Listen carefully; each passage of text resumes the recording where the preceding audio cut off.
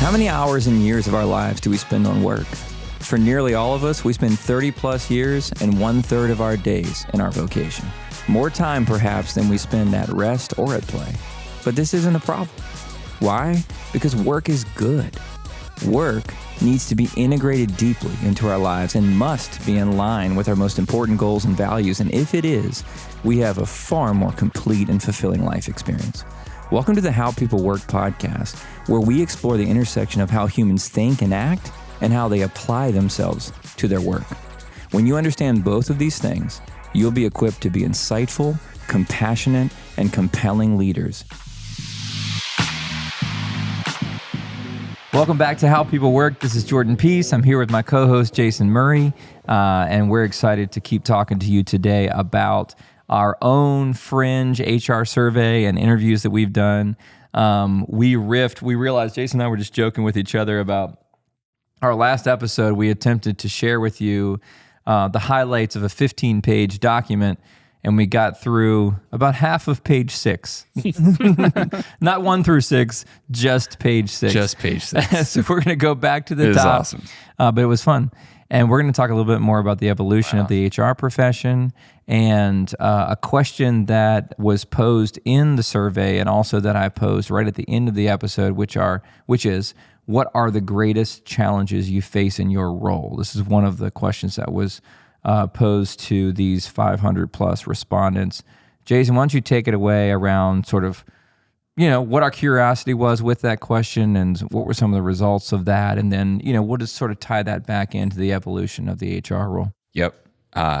So one of the things we were trying to learn from this question was in part perception and in part reality. So what do people perceive to be greatest challenges? And then what are some of the actual challenges? So some of the questions we asked later in the survey, we're trying to get to the bottom of what maybe some of those actual tensions are. Greatest challenges, there were 2 ways that we looked at this. So one was which responses out of about 10 that we gave to people were most frequently in the top 5 by sort of total quantity of selection. I see. So these were ranked. They were rank 10. order this questions. This is my greatest challenge, and this is my 10th greatest So we gave challenge. people 10 options, and we said, rank your top 5. I see. Okay. And so there's 2 ways that we can look at this. Okay. One is, which questions most frequently were in the top 5. And then we can also look at it from a standpoint of average position in the top 5. Got it. And there were actually some different answers depending on how you look at that. So most frequently in the top 5, number 1 was creating a positive and satisfying employee experience. The second was communicating the value of people programs to executives. Specifically, No surprise that's there. one that we could probably dig into a bit more. And then the third was tools and budget to support employee well-being. So primarily the availability of tools and budget to support employee well-being. So that was kind of rank order in terms of most frequently in the top 5. So in terms of total number of kind of selections when it appeared in the top 5, creating a positive and satisfying employee experience was number 1. When it came to average position in the top 5, there were some little bit of differences, but some overlap in terms of what those responses look like. So number 1 was aligning people programs with business objectives. 2 was soliciting executive support for people programs. And 3 was support offering fair pay and benefit packages at industry benchmarks. So that one to me was, I don't want to say it was kind of a throwaway answer, but I sort of treat it that way because it's like, that's sort of like one of HR's kind of baseline roles is like, hey, are we like at market in terms of the pay and benefits that we offer? It can be a challenge, as we know, to figure out like what are other companies doing? How are they doing it? Are we, is our pay leveled properly, et cetera, et cetera. And so that one is, I think, a more conventional part of the HR function in general. But some of the other ones I think are worth digging into, but interested in your response. Yeah, I think the first thing that jumps out to me is a couple of these are a little bit similar. That's not a criticism, but I think it's important to have similar questions to see who picks what. But the idea, so in your most frequent top 5, right? Like things that were placed in the top 5 most frequently. one of the things that jumps right off the page is to us, and you pointed it out, is communicating the value of people programs to executives. And then essentially the same thing in the average position side, which number 2 was soliciting executive support for people programs. So communicating the value and soliciting support. Right. Kind of similar. Very similar. They're kind of like different sides of the same coin. Exactly. Right? Like one is like, hey, I'm trying to prove ROI. The other is I'm trying to garner support to maybe get budget and whatnot. But you for assume these that if I could communicate and show ROI, I would get said support, right? Yeah. And I wonder if this answer, aligning people programs to business objectives, is really tied into the same thing. Yeah. Because I wonder if it's the frustration of not being able to solicit that support. They're going, well, I'm not soliciting the support because of something that's my fault. I'm not communicating well enough, and I'm not aligning the programs with the business objectives. Because if I were, then the executives would say, oh, I see how the people programs lead to the bottom line, lead to the business objectives, right? So that all feels very grouped in together with the thing that we talk about all the time, which is there's just not enough authority given to HR people. Yeah, and I think one of the things that I took away from interviews that we did is that HR people need to command the authority based on how they communicate and their command of the data that they could be responsible for. And so I think a lot of executives don't know. So we're going to have to segment probably based on company size and some of these. So I would say like some of what we'll say is not universally true across all companies. But one of the things, for instance, that I asked one of the HR professionals that I spoke with was like, well, hey, how do we manage that reality? Right. And what they said was, well, in smaller companies in particular, you might have an executive who simply doesn't know what good looks like. And so because they don't know what good looks like, they don't know what to ask. They don't have the right questions. It's on the HR person then to be the master who is in command because the CEO may not know exactly like what to be looking at or paying attention to. For those that are audio only, Jason just pointed to me when he said CEOs who don't know. Was that an offensive gesture? No, I think it was an accurate one, right? And we went out and we hired a very senior, very professional, very well put together person to be our head of people, Cassandra, and we mentioned her 2 episodes in a row now, but she actually hosted Bragworthy Culture several times. To do the job because I think to your point, especially in the areas of compensation, right, and some of the onboarding and what contracts should look like, some of these things were just unfamiliar to me, unfamiliar to our entire strategy, executive the team. Tactics. None of us felt like experts on that at the time, and she's been incredible for that reason and for many other reasons that we've are even uncovering, in terms of her skill set now, but. Yeah, I mean, point being, that's exactly right. Sometimes the executive leadership doesn't really know what good looks like, and they're very reliant on this person to make decisions, prove it out, take action. Well, and I think this is true of how you operate. I think you would agree is you want people that you lead to tell you what you should pay attention to. Yes.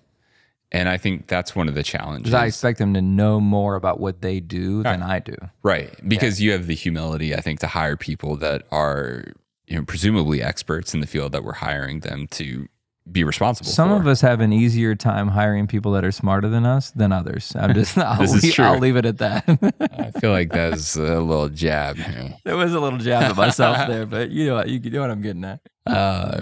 So one of the takeaways we had with this was that working with executives and effectively communicating the ROI of people programs in relation to business needs specifically is really essential to the job. And so I don't want this to sound like a knock on HR professionals, but I think one of the things I've come to realize is people like Cassandra are more uncommon than they are common. In the profession today. Now, I think it's moving in the right direction, but in terms of just sheer quantity of people in the HR profession, especially at smaller companies, it's less likely that you have somebody who has that kind of command Yes. over how do I talk to executives? How do Very I true. understand strategy? How do I understand data as it relates to people programs? I was literally speaking to a company just the other day about some partnership things that we might do creatively with them. And I kind of passingly said, like, yeah, I mean, at a lot of small companies, what happens is you just have like an administrative person who gets promoted into an HR job Right. with really no experience, and they're managing HR for a And company. the thought is, they're good at juggling a lot of things. They're good at details. They won't screw up the minutia. Like, just put them in this role. It'll be fine. And now they're managing HR for a company of 100, 150, 200 people, right? Yeah. And so, Without again, the proper training or experience. right. So it's not it's not a knock. But one of the things I think is true that we learned from this is like HR is often on this island out there away from the rest of the company. Yeah.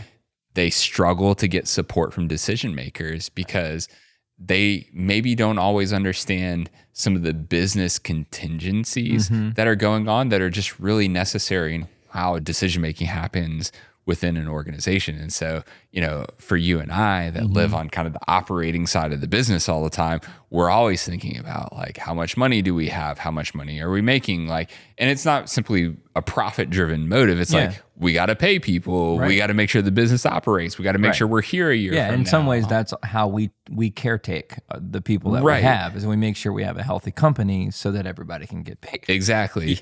But what we're not maybe always thinking about, I think you more so than I am, are thinking about these things by nature of your position is like, well, hey, what's happening with the people and what's the ROI and what's sentiment and how is employee engagement, tying into some of these things. Right. And it's really, I think, the burden of HR professionals now to be really savvy with that kind of data and how they communicate it and how they surface it up to decision makers. Right. And I think what really crystallized that for me is when I was doing the interviews in particular, there were actually a number of these HR leaders that we interviewed who spent some or even most of their career on the operating side of the business first. Yeah. They were VP of operations or even chief operating officers and those kinds of things before they moved into the people function within the organization. And so their grasp of the business needs of an organization were very deep and very holistic. So they know how to speak the language. So they could speak the language of somebody who kind of lives on the operating side, but they could also connect the dots more effectively between, hey, you know what? Here's how something like employee well-being ties into something that's a critical business metric or a critical business need that we're trying to execute on. And I'd say in general, the average HR person probably doesn't have that same grasp on the business needs, especially. Yeah.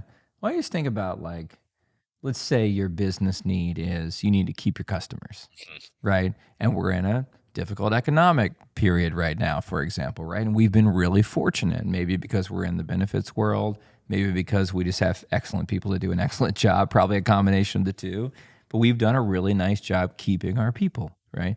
But if you would imagine, like, if I'm an HR professional trying to explain to me, here's why we need to take care of our people in the midst of a recession. Here's why we need to prioritize them. Because they're the ones that talk to our customers. Right. Right? They're the ones that keep our customers, right? And there's only but so much faking it they can do before they just kind of phone it in. Yeah. So they're either going to be kind of true believers in the mission and the vision and ascribe to the values and like really want to serve our customers and want to treat them the way that we want to treat them, and that's genuine, or they're just going to fake it for a little while, fizzle out, phone it in, and then we're going to lose our customers. Like connecting those dots together for an executive would just be enormous, because an executive can fall into the trap of, and I feel like I'm knocking like CFOs. I'm not really trying to do that, but you spend too much time in a spreadsheet, you forget that it's people that keep your customers, and it's people that sell new customers, and it's people that build the product, and it's people that use their soft skills here, there, and the other place to sort of help the business thrive. And you're just like, well, like, I don't know, they're just on the spreadsheet, there's just cost. Yeah. Yeah. And we've had that experience. I mean, dealing with investors and board meetings and things of that nature, Yeah. where you're putting together budgets or scenarios Yeah. that things can look good on a spreadsheet, Yeah. but how you actually implement that with real people is a Right. totally different ball game Right. altogether. And Yeah. so things don't always play out in real life the same way they do on a spreadsheet, for sure.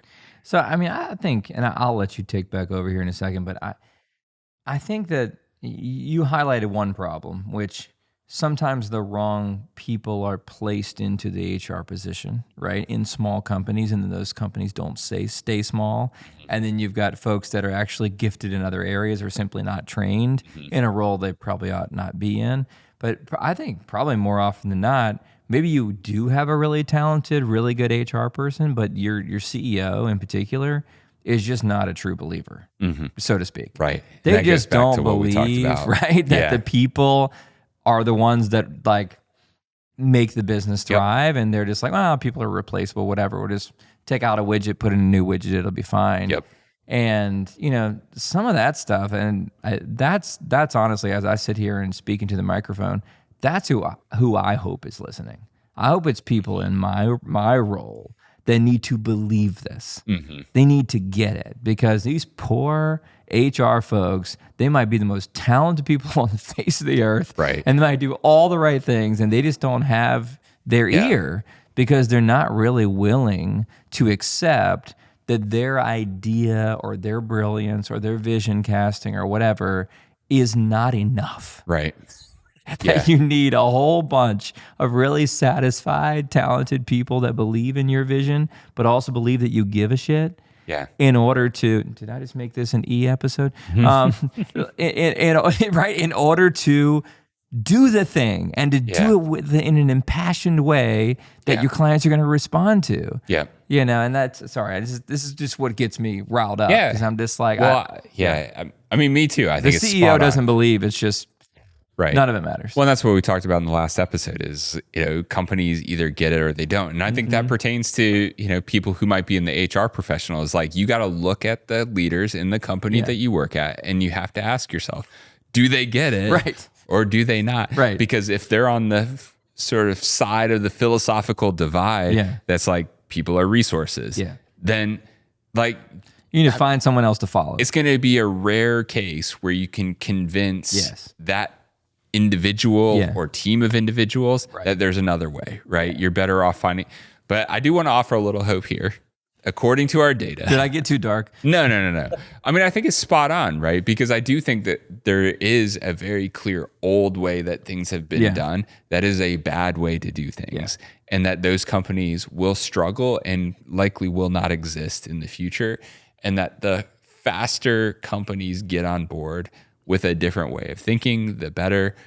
What's more likely to happen, I think, is that the more millennials in particular begin to start taking over and running companies, the more these things are just going to be intrinsically a part of what's done within those organizations. Yeah, true. I So- mean, some of it's just generational, solves a lot of this. Yeah. Well, and our data supports that. Yeah. Tell us about surprisingly, the data. or maybe not surprisingly. I'm too anecdotal and emotional. Give us some data, Jason. So, according to the research that we did in the survey results, millennial HR professionals, and specifically, so we segmented kind of all the respondents that came in, and Very cool. Millennial HR professionals were most likely to agree that investments in people programs are clearly linked to achieving specific business outcomes. And so, my takeaway from that was, and that's of millennials, Gen Xers, and boomers. Yep. Assuming you don't have Gen Zs in here. correct.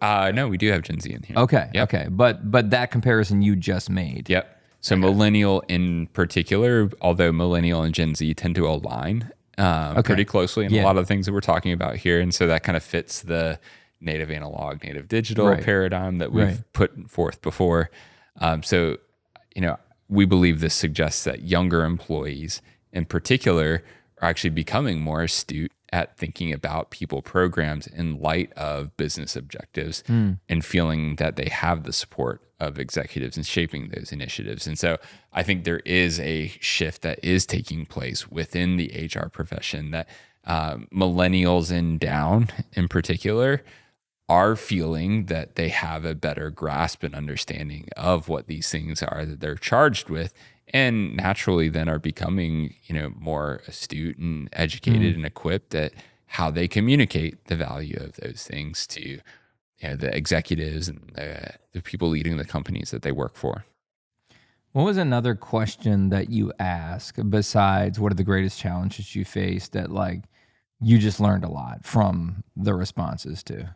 Is there another one that you would point to?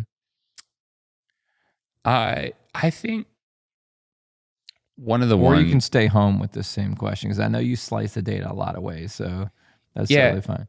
Well, I think one of the things that was interesting was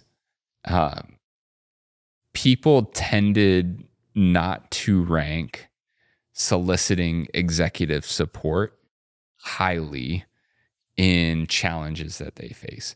Okay. So one thing that I thought was going to be true that turned out to be less true was that HR people would generally feel that getting executives to buy into supporting people programs that they are responsible for would rank really high. Yeah, I would assume the same. Based on building the sales team and having lots of conversations with HR professionals, that seemed like obvious to me. Right, because like 99% of the time, the HR person is all in on Fringe. Think it's the coolest thing I've ever seen.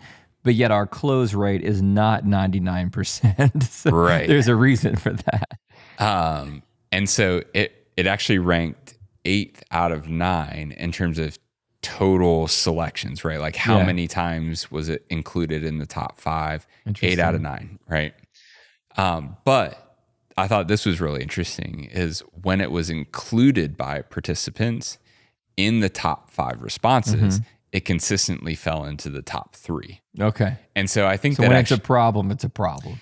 Exactly. Right. And so, I feel like now we're kind of beating a dead horse, right? Because it's like, companies that get it. And this the ones is that a don't, horse that needs to be beaten, for lack of a better expression. Right. I think what this data says Poor dead horse. Is that, while many teams do feel there is some support, there can be a lot of variance in the leadership styles from company to company that impact this. And so while people generally feel supported, when they don't, they really don't feel supported, right? And so I think that's the divide, right? Is like, I've got a supportive executive team or I don't have a supportive executive team, period, end of story. Right. I think that's like a really clear dividing line in what we saw in the data. Yeah, I mean, you can, and you actually have, obviously a ton more sales experience within selling Fringe in particular and having all of these sort of consultative relationships with different HR people and so forth. But